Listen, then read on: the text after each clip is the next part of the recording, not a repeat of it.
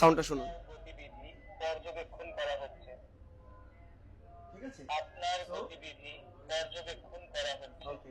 যে আপনি আপনার মন মতো করে বিভিন্ন ভয়েস কাস্টমাইজ করে ইনপুট দিয়ে দিলেই কিন্তু সেটা যখন কোনো অবজেক্ট আপনার সামনে দিয়ে গমন করবে রাতের বেলা, ও কিন্তু চোর বা যে কাউকে হোক তাকে কিন্তু একটা ভয়েস দিবে যে আপনার গতিবিধি পর্যবেক্ষণ করা হচ্ছে। চাইলে আপনি আরো কোনো ভয়েস কিন্তু অ্যাড করতে পারেন।